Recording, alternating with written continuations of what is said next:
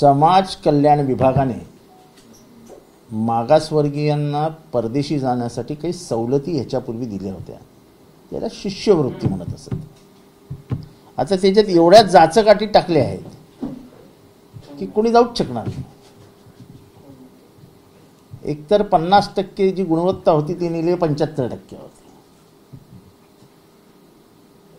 नंतर पूर्ण कॉलेजचा खर्च म्हणजे फीज, निर्वाह भत्ता, सगळं हे सगळं सरकारतर्फे दिलं जायचं. आता त्यांनी सांगितलं 30 लाखामध्ये आटोपतं घ्या. नंतर घरातल्या 2 जणांना ही स्कॉलरशिप घेण्याची परवानगी होती. आता त्यांनी सांगितलं की 1 जणांनाच घ्या. याआधी उत्पन्नाची अट नव्हती. आता उत्पन्नाची अट किती माहिती आहे? 8 लाख रुपये. 8 लाख. 8 लाखाच्या वरती मागासवर्गीय असेल तो श्रीमंत झाला. नवीन व्याख्या येत आहेत. हे मनुस्मृती एकदा डोक्यात शिरली ना की तिचे परिणाम काय असतात हे बघा. हे परिणाम की मागासवर्गीयांनी पुढे जाऊच नाही. त्याने Oxford, Cambridge, Columbia, Indian school of London school of economic, King's university इथे शिकूच नाही. स्टॅनफर्ड जाऊच नाही. त्यांनी आपलं इथेच जावं. आणि मला मेसेजेस आलेत. मी जेव्हा सगळं टाकलं तेव्हा मला काही लोकांचे मेसेजेस आलेत. मी त्यांची नावं नाही घेऊ इच्छित. ते म्हणाले लायकी नसताना नाही जावंच कशाला फॉरेनला. माझ्याकडे मेसेज स्टोर्ड आहेत. ही मानसिकता तुम्ही जन्माला घालताय आणि फुले शाहू आंबेडकरांचं नाव घेता. ह्या स्कॉलरशिपचं नाव होतं राजर्षी शाहू शिष्यवृत्ती. कमीत कमी ते नाव तरी काढा बाहेर.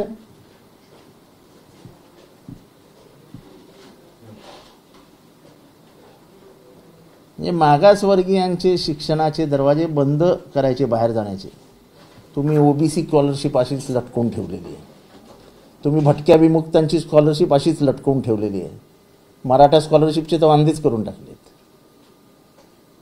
शेड्यूल ट्राईबचे स्कॉलरशिप पैसेच येत नाही. म्हणजे इथल्या बहुजन समाजाला शिक्षणापासून कसं वंचित ठेवायचं त्याचे पैसे.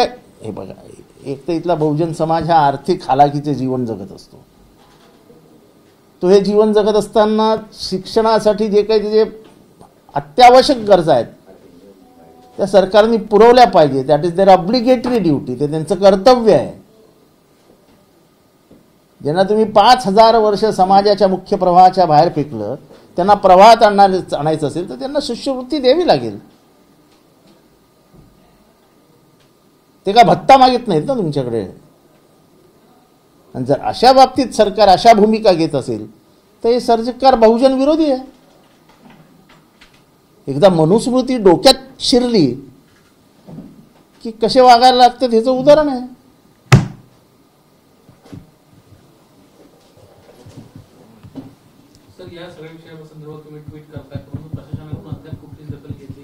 आता दखल घ्यायची की नाही ते त्यांचं काम आहे. जनता दखल घेते ना. तुमचे 42 खासदार बोलले की संविधान बदलणार. जनतेने दखल घेतली ना, तुम्हाला जागा दाखवून दिली की संविधानाचं काय नाही करू शकत तुम्ही. तसंच तुम्ही पटकन बोललात आम्ही मनुस्मृतीचे 4 श्लोक घेणार आहोत. तुम्हाला महाराष्ट्राची जनता उत्तर देईल मनुस्मृतीबाबत. आणि हे मनुस्मृतीचे परिणाम की ज्या मनुस्मृतीमध्ये शिक्षण कोणी घेऊच नाही एका विशिष्ट समाजाशिवाय असं म्हटलं गेलं होतं, ते मनुस्मृतीचे परिणाम की तुम्ही आता त्यांच्या शिक्षणाचे खर्चाचे पण वांदे करून टाकले. आता ऑक्सफर्डची फी 55 लाख रुपये. तुम्ही म्हणता 30 लाख रुपये घ्या आणि जा. मग त्यांनी 25 कुठनं आणायचे? तो जाणारच नाही ऑक्सफर्डला. तो इथेच चढणार. म्हणजे मागासवर्गीयांच्या पायात पाय घालून पाडण्याचं काम किती चालू आहे हे बघा. शिष्यवृत्ती वेळेत दिली जाते का मागासवर्गीयांना? इथला ओबीसी, इथला बीसी, इथला एससी, इथला एसटी, इथला विमुक्त आणि भटक्या जमाती यांना देता का तुम्ही वेळेवर स्कॉलरशिप? फी माफी, फी देता का वेळेवर शाळेला? आणि मग ते फिनवत राहायचं वर्गात लोकांना, टीचर्सनी, हे बघा स्कॉलरशिप घेतात, त्यांच्या स्कॉलरशिपच येत नाही, म्हणजे अख्ख्या वर्गाला समजतं हा तो आहे, हा तो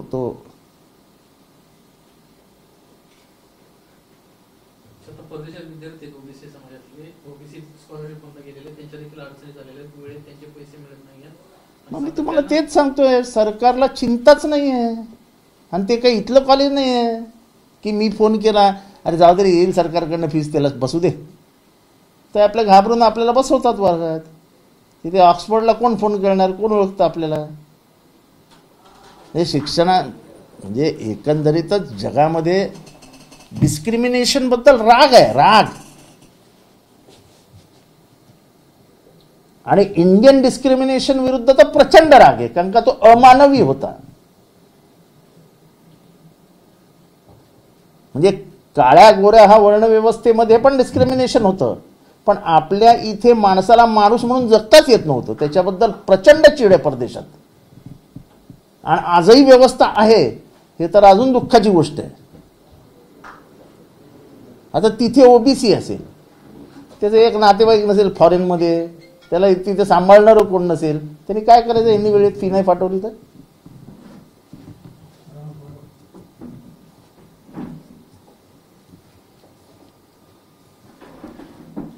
सर एक दुसरा मुद्दा आहे की गांजा मारणे जे गुन्हेगार आहेत त्यांना निलेश लंके यांनी, नाही मी त्याच्या आधी एक बोलू इच्छितो की साहेबांवरती कधीही टीका झाली, कुठल्याही प्रकारची टीका झाली की मी जास्तीत जास्त 2 मिनिटं घ्यायचो, 2 मिनिटं पण नाही, 1 मिनिटं, आणि प्रतिहल्ला चढवायचो. समोरचा माणूस कितीही मोठा असो, कोणीही असो, कुठल्याही पक्षाचा असो. मी तरी वैयक्तिकरित्या कधीच थांबलो नाही. आणि आजची गोष्ट नाही आहे, हे गेले 25-30 वर्ष मी करतोय. कधी साहेबांची परमिशन घेतली नाही, साहेब मला काय रागवतील का, ओरडतील का, याचा विचार केला नाही. प्रायश्चित्ताची चिंता न करता मी कायम तलवार हातात घेऊनच निघायचो. आता ते माझ्यावर बोलायचे, त्यांना माझा एक साधा प्रश्न आहे. अजितदादांना आम्ही बघतोय गेले 4 दिवस सगळीकडनं घेरलं जाते, जणू काय महाराष्ट्राच्या पराभवाला फक्त अजितदादा जबाबदार आहेत. एक माणूस बोलत नाही. अरे आपल्या नेत्याबद्दल प्रेम, आदर, आपुलकी असावी लागते, समोरच्या कितीही तगडा असो, पण माझ्या नेत्यावर झालेला वार पहिला माझ्यावर होईल आणि मग त्याच्यावर होईल, अशी मानसिकता ठेवावी लागते. त्यालाच निष्ठा म्हणतात. निष्ठा म्हणजे बाजूला बसून चहा पिणं नव्हे, किंवा खुर्चीला खुर्ची लावून बसणं नव्हे. निष्ठा म्हणजे माझ्या साहेबाच्या, माझ्या माणसाच्या, माझ्या नेत्याच्या विरोधात कोणीही बोललं तरी माझ्या बॉसला मी डिफेंड करणारच. असं काय होताना दिसत नाही. मला खेद आहे, खंत वाटते की या सगळ्या लढाईमध्ये फक्त अजितदादा जबाबदार. मी साधा प्रश्न विचारू इच्छितो, उत्तर प्रदेशमध्ये झालेल्या दारुण पराभवाला कोण जबाबदार?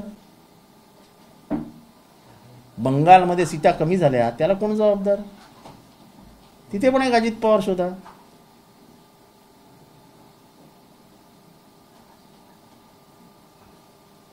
म्हणजे भले माझे आणि त्यांचे वैचारिक मतभेद असतील, पण कार्यकर्त्यांनी आपल्या नेत्याला सोडता कामा नये. हीच वेळ असते दाखवायची की नाही मी तुमच्या बरोबर आहे, वाईटात पण आहे आणि चांगल्यात पण आहे.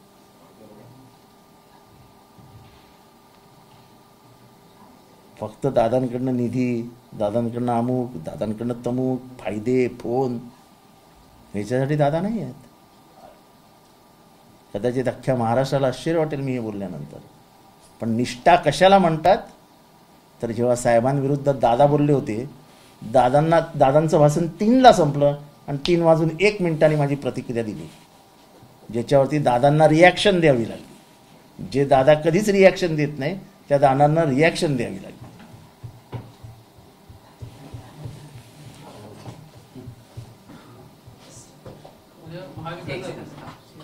उद्या पत्रकार परिषद पार पडते अशा पद्धतीची माहिती समोर आली आहे. साइडला खाली बसा. अरे तुम वो निकाल के लेके जाओ ना. पाटील साहेबांच्या त्याच्यामध्ये गप्प बसायची वेळ आली. बदलला.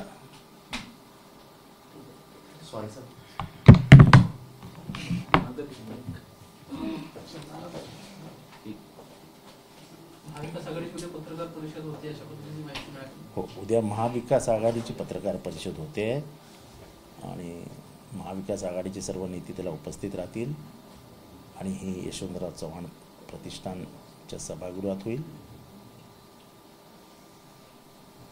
एजेंडा काय आहे सर? पत्रकार परिषदेचा कधी अजेंडा असतो का? तुमची बुद्धिमत्ता तपासायची असते ना त्याच्यात. विधानसभा लोकसभेच्या निवडणूक गजा मारण्याच्या संदर्भात काय भूमिका आपली? कारण की निलेश लंकेने भेट घेतल्यानंतर आता अजितदादा गटाकडून वेगवेगळी प्रतिक्रिया येते की आता अशा पद्धतीने गुन्हेगारांना खासदार भेटणं चालतं का? हो नाच. आधी जरा खुद के गिरिबान में झाक के देखो. तुमचा कोण माणूस गजा मारण्याबरोबर चहा पितानाचा फोटो होता लोकसभा निवडणुकीच्या आधी. त्यांच्या टीमनी बारामतीमध्ये जाऊन कशी दमदाटी दिली, लोकांना कसं धमकवलं, हे आम्ही कधी उघडपणाने बोललेलो नाही. वेळ आली तर बोलून दाखवू कोणाला दम दिला, कोणी दम दिला, कुठली गँग वापरली गेली. ते कोण भेटलं गजा मारण्याला निवडणुकीच्या आधी? जो शीशे के घर में रहा करते हैं वो दूसरों के घरों पे पत्थर नहीं मारा करते. सर अजून एक प्रश्न आहे बातम्यांमध्ये. आणखीन एक प्रश्न असा आहे की नाशिकमध्ये ओम प्रतिष्ठान जे रणजित सावरकरांचं आहे त्यांच्या मार्फत जे प्रसाद विक्रेते आहेत, देवाचे साहित्य जे विकलं जातं त्यांना ओम सर्टिफिकेट दिलं जाते की आमचं हे सर्टिफिकेट आहे, तुमच्याकडे तुमची गुणवत्ता तपासली गेलेली आहे, असं सर्टिफिकेट वाटलं जातं प्रत्येक मंदिराच्या स्टॉलला. हे काय नवीन नवीन फॅड असतं. त्यांना वाटतं त्यांचं सर्टिफिकेट दिलं म्हणजे त्यांना सगळं. कोण विचारतं त्या सर्टिफिकेटला? ते विक्रेते बिचारे गरीब घरातनं आलेले असतात आणि कुठलाही माणूस जेव्हा फुलं विकायला म्हणजे फुलं घ्यायला जातो, हार घ्यायला जातो, पूजेचे साहित्य घ्यायला जातो, तेव्हा कधी जाती धर्माचा विचार करतो. आपण विचारतो का रे, अरे तू कुठल्या धर्माचा आहे रे, जरा फुलं दे, पेढे दे, जरा तुझं कुंकू दे, सगळे घेता. तू कुठल्या धर्माचा आहे? अच्छा तू मागासवर्गीय आहेस, हे घे परत. असं कधी झालंय का कुठल्या देवळात? कशाला चर्चा करायची सावरकर पिवरकर? सर आज अण्णा हजारे यांनी क्लोजर रिपोर्ट अर्थात शिखर बँकेचा जो काही क्लोजर रिपोर्ट आहे अजित पवारांच्या संदर्भात त्याला आव्हान देणार असं त्यांनी सांगितलं. कोर्टात या संदर्भात उत्तर याचिका दाखल करणार आहे. याला जोडून प्रश्न आहे. मागच्या 2-3 दिवसांपूर्वी ऑर्गनायझर मध्ये आर्टिकल छापण्यात आलं, अजित पवारमुळे ब्रँड कमी झाला अशा पद्धतीचं सांगण्यात आलं.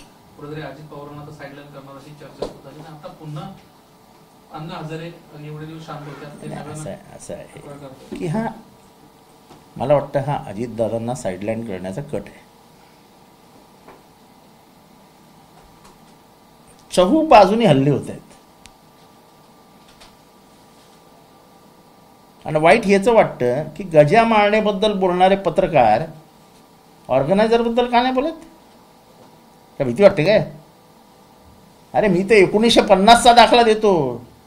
जेव्हा संविधानाबद्दल बोलतात तेव्हा मी 1950चा ऑर्गनायझरचा दाखला देतो की तेव्हा त्यांनी सांगितलं होतं की मनुस्मृती हेच आमचं संविधान आहे, तिरंगा आम्हाला मंजूर नाही, कारण का त्याचा आकडा 3 येतो, तो अशुभ आहे. अरे आम्ही तर गुळवळकरांवर बद्दल पण बोलतो. आम्ही RSSच्या कार्यालयावरती तिरंगा लागला नव्हतो त्याच्यावरही बोलतो. अचानक तुमची तोंड बंद झाली. हे तर मोठ शिवले. अरे नेत्यासाठी छातीचा कोट करून उभं राहावं लागतं. नुसतं नेत्याला आवडेल ते बोलायचं. जितेंद्र आव्हाडवर बोलूया, जितेंद्र आव्हाडवर बोलूया. अरे माझ्या विरुद्ध काय बोलता? मी बोलताना कोणाच्या बापाला घाबरत नाही. पण अण्णा हजारे यांना ही भूमिका घ्यायला उशीर लागला कसं? अण्णा हजारांची भूमिका आहे नेहमी ती प्यादी हलवतात ना, अडीच खोडा, हत्ती सरळ, तसं आहे त्यांचं. गेल्या काही वर्षांपासून अण्णा हजारे ज्या म्हणजे ते आज उठले असतील सकाळी. भाजपला पूरक अशी ही संपूर्ण वाटत नाही. त्यांनी पूर्वीपासून भाजपचे कार्यकर्ते म्हणूनच काम केलंय.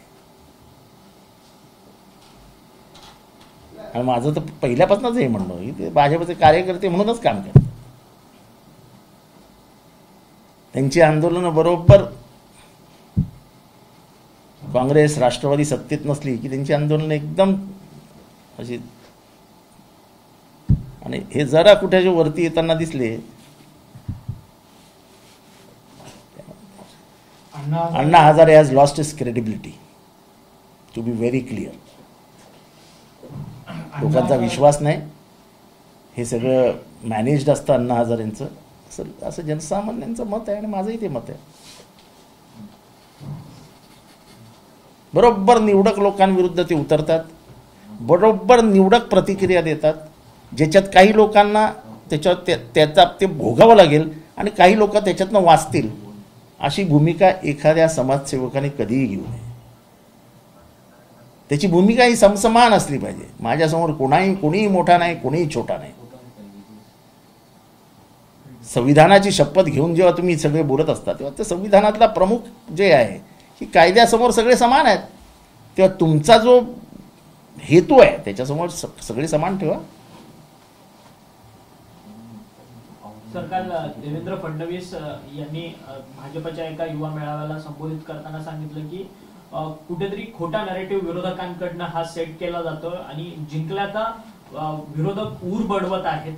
आणि 21 नवीन मतदारसंघांमध्ये, महाविकास आघाडीच्या 21 नवीन मतदारसंघांमध्ये भाजपची लीड आहे. त्यामुळे आपल्याला ह्या सगळ्या संदर्भात आशा आहे आणि आम्ही बाउन्स बॅक करू असं त्यांचं म्हणणं.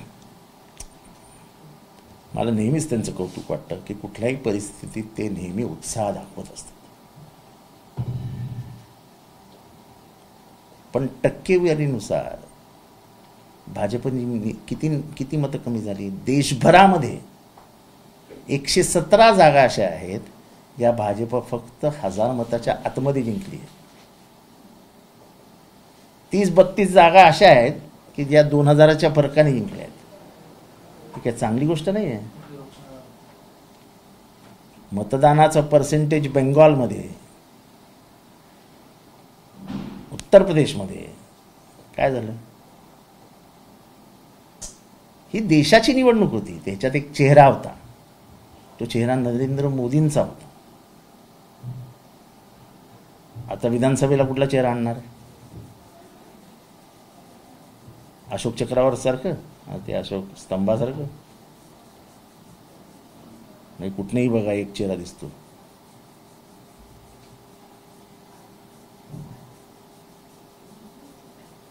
दिल्लीमध्ये एक सगळी चर्चा होती की काँग्रेस पक्षाने जर मनात आणलं, विचार केला तर हे सरकार लवकर पाडू शकतो आणि त्याबाबतची काँग्रेसच्या काही नेत्यांसोबत बैठक पण झाली आहे दिल्लीमध्ये. एवढा मोठा माणूस नाही आपल्या, मागासवर्गीय वगैरे या विषयावरती बोलायला येत असतो मला. दिल्लीमध्ये एवढं मोठं काय चालू असेल त्याची काय आपल्याला कल्पना नाही.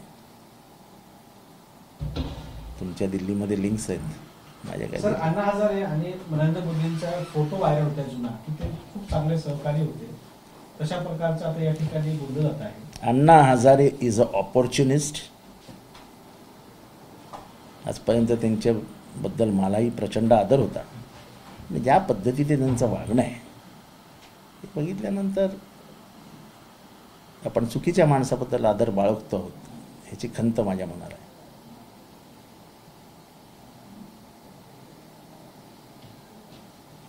सुनेत्रा पवार यांना काल राज्यसभेची उमेदवारी दिली, अर्ज दाखल केला.